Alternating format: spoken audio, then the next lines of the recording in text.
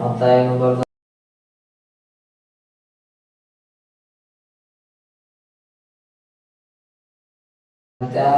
6ನೇ ಅಧ್ಯಾಯ 25ನೇ ವಾಕ್ಯ. Matthew chapter 6:25 ಇಂದ ನಾವು ಇದನ್ನ ದೇವರ ವಾಕ್ಯವನ್ನ ಓದಿಕೊಳ್ಳುವವರಾಗಿರೋಣ.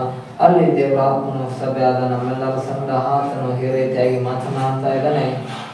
ಈ ಕಾರಣದಿಂದ ನಮ್ಮ ಪ್ರಾಣಧಾರನಿಗೆ ಏನು ಊಟ ಮಾಡಬೇಕು, ಏನು ಕುಡಿಯಬೇಕು, ನಮ್ಮ ದೇಹ ರಕ್ಷಣೆಗೆ ಏನು ಹೊತ್ತುಕೊಳ್ಳಬೇಕು ಎಂದು ಚಿಂತೆ ಮಾಡಬೇಡಿರಿ ಎಂಬುದಾಗಿ ನಿಮಗೆ ಹೇಳುತ್ತೇನೆ.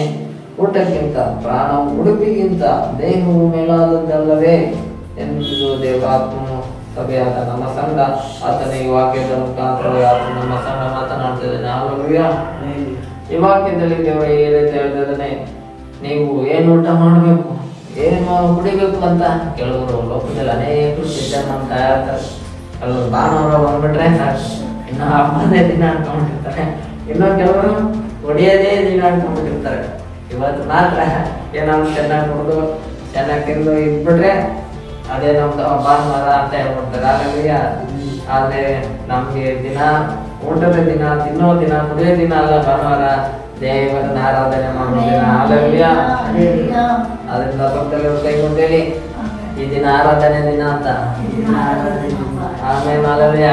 ಈ ದಿನ ಆರಾಧನೆ ದಿನದಲ್ಲಿ ನಾವು ದೇವರನ್ನ ಆರಾಧನೆ ಮಾಡುವುದರಲ್ಲಿ